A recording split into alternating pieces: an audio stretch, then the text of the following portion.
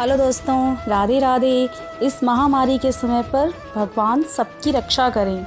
मैं हरिदासी प्रस्तुत हूँ श्री राधा कृष्ण के जीवन के कुछ उदाहरण लेकर, जो हमें सही मायने में जीना सिखाते हैं। उम्मीद करती हूँ इन उदाहरणों के ज़रिए आपकी ज़िंदगी में खुशियाँ आएँ। तो चलिए शुरू करते हैं। जब कंस ने सारी गोकुल को जलाकर भस्म कर दिया, तब बलदाऊ ने श्री कृष्ण को कहा कि कान्हा, अब हम अपने परिवार, कुटुंब, गांव के लोगों को लेकर कहाँ जाएंगे। तो श्री कृष्ण ने बड़ा सुंदर जवाब दिया कि मोड़ यात्रा में रुकावट कहाँ होते हैं, वे तो परिवर्तन के माध्यम होते हैं।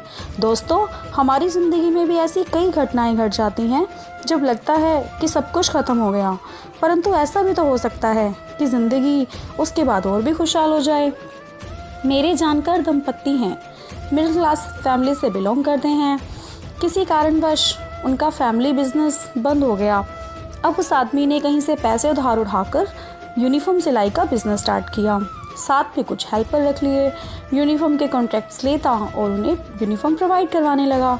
लग रहा था कि सब कुछ ठीक हो गया कि अचानक एक रात शॉर्ट सर्किट हुआ और सब कुछ जलकर भस्म हो गया। इससे उन्हें गहरा धक्का लगा। वो बहुत बड़े कर्जे में आ गए। उन्हें लगा कि सब कुछ ख़त्म हो गया। तभी उनके पास कोई जानकर नए बिजनेस का ऑफ़र लेकर आया। उन्होंने बहुत मेहनत की और आज लाखों में कमा रहे हैं। अगर उनके साथ वो हादसा ना होता तो क्या वो अपनी लाइफ में दूसरे बिजनेस की अपॉर्चुनिटी सुनते? नहीं ना, वो अपनी लाइफ से खुश थे। तो दोस्तों, प्रॉब्लम एक दुख को देती तो है, पर अगर हम ठंडे दिमाग से, शांति से उसे सोचें तो कहीं ना कहीं कोई ना कोई सोल्यूशन भी लाती है। दोस्तों, बलदाऊ श्री कृष्ण को कहते हैं कि कंस जो हमारे संबंधियों को इतने कष्ट दे रहा है, इनका संहार क्यों नहीं कर देते तुम? तो श्री कृष्ण बोले कि समय से पूर्व ना फूल में सुगंध आती है, ना ही डाली से फूल टूटता है।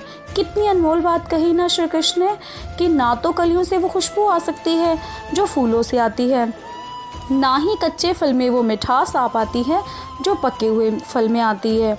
आज के युग में इंसान को हर काम का रिजल्ट जल्दी चाहिए, तो आप खुद ही बताओ क्या वो सही होगा? अच्छा, अनाज पकने से पहले अगर काट लिया जाए तो क्या वो खाने लायक होगा? नहीं। अच्छा, अधपका खाना खाने में कैसा लगेगा? अर्थात हर काम का एक सही समय होता है, तो हमें अपनी मेहनत के साथ साथ उचित समय का इंतज़ार अवश्य करना चाहिए। दोस्तों, इधर गोकुल को आग लगी, उधर श्री राधा को सपने में ये सब कुछ दिख रहा था। उन्हें दिखा कि सारे गोकुल वासियों को कंस के सैनिकों ने जलवा दिया है और राक्षस ने श्री कृष्ण को मार दिया है। तो वे चिल्ला उठी, रोने लगी। तब श्री वृषभानु और कीर्तिदा उनके पास आ गए। तभी उनकी सखियाँ आकर उनको धीरज बंधाने लगी, क्योंकि श्री राधा श्री कृष्ण को भूल गई थी और श्री कृष्ण श्री राधा को सताते थे। तब ललिता सखी बोली कि अच्छा ही हुआ जो वो बुरा मर गया। तब श्री राधा ने कहा कि बुरे के साथ बुरा सोचना भी गलत है, और हमारा साथ कोई थोड़ा सा बुरा कर दे, कोई थोड़ा सा गलत कर दे, तो हम बुरा भला कहने शुरू कर देते हैं। न जाने कैसी कैसी भली बुरी बातें बोल देते हैं, उनसे नफ़रत करने लगते हैं। जबकि नफ़रत किसी और को नुकसान पहुंचाने से पहले हमें खुद को नुकसान पहुंचाती है। उससे जन्मता है क्रोध, और क्रोध और नफ़रत दोनों ही महाविनाशक बुराइयां हैं। इसलिए हमें बुरे के साथ बुरा व्यवहार नहीं करना चाहिए। दोस्तों, जब अयन श्री कृष्ण को पहली बार मिलता है तो उन पर क्रोध करता है, उन्हें बुरा भला बोलता है, यहाँ तक कि उन पर हाथ उठाने की भी कोशिश करता है। तभी एक गाय उन्हें सींग मारकर कीचड़ में गिरा देती है। तब श्री कृष्ण कहते हैं, जब जब कोई अपनी शक्ति का अहंकार करता है, तब तक कोई उससे अधिक शक्तिशाली आता है और अपनी शक्ति का परिचय दे जाता है। घमंड, चाहे वह धन का हो, सुंदरता का हो, शक्ति का हो, इंसान का सबसे बड़ा शत्रु है। क्योंकि घमंड में इंसान को लगता है कि वही महान है, उससे बड़ा कोई नहीं, जो पतन का कारण बनता है। आप कोई उदाहरण देख लो, रावण, कंस, हिरण्यकश्यप, इन सब में घमंड भरा हुआ था। इन सब ने खुद को भगवान मान लिया था। हुआ क्या? भगवान ने इन सब का संहार कर दिया। एक कहानी सुनाती हूँ, समझने की कोशिश करना। एक बार पवन देव में घमंड आ गया और सूर्यदेव से बोले कि मुझ जैसा बलवान इस धरा पर कोई नहीं। सूर्यदेव बोले, ऐसा नहीं है, पवन देव बोले ऐसा ही है, विश्वास नहीं तो परीक्षण करते हैं। सूर्यदेव बोले नहीं रहने दो। पवन देव तो जिद पर अड़े थे, बोले नहीं परीक्षण तो होगा। सूर्यदेव बोले ठीक है, बताओ क्या करना होगा।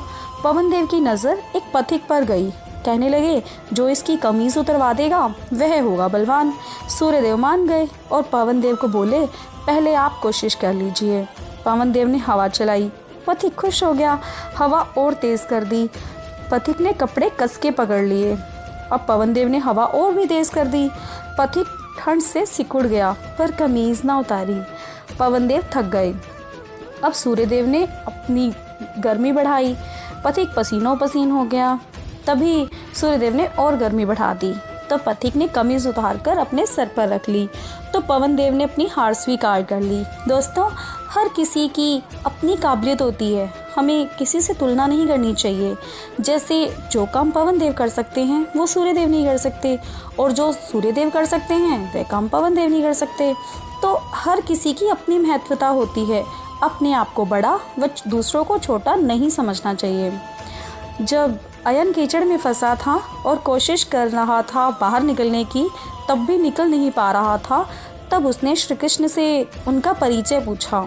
तब श्री कृष्ण बोले अहंकार की यही तो समस्या है, मनुष्य सबसे पहले जानने वाली बात सबसे बाद में पूछता है। अच्छा, अगर आपने नोटिस किया हो तो होता भी ऐसा ही है। अहंकार में इंसान मैं के बारे में बात करता है, मैं ये हूँ, मैं ये कर सकता हूँ, मैंने ये सीखा वगैरह वगैरह।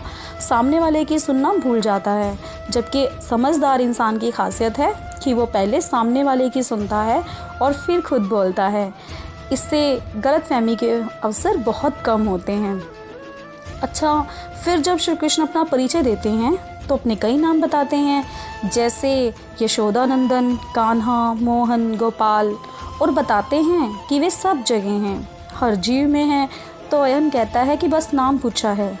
तो श्री कृष्ण कहते हैं नाम में क्या है, नाम तो व्यर्थ है। सोचिए कितनी गहरी बात है ना ये।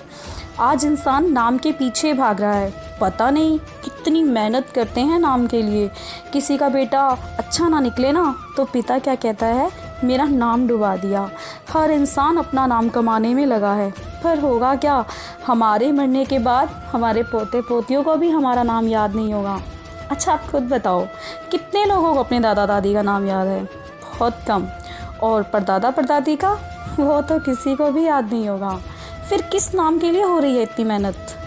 और अगर सच में कोई अपना नाम बनाना चाहता है तो वही करना होगा जो उन सब ने किया जिनका आज कुछ नाम है, जैसे सुदामा, धन्ना, मीरा, बहुत से ऐसे उदाहरण हैं। अब कोई कहे इतनी भक्ति तो ना होगी हमसे, सच भी है, पर अगर इनके जैसा सरल सहज जीवन भी बना लिया तब भी हम वो नाम पा सकते हैं। पर सरल होना सबसे कठिन है आज के समय में। तो कैसी लगी ये वीडियो? लाइक ज़रूर कर देना, शेयर करना और सब्सक्राइब ज़रूर कर देना ताकि मेरी नेक्स्ट वीडियो के अपडेट्स आपको मिलते रहें। राधे राधे।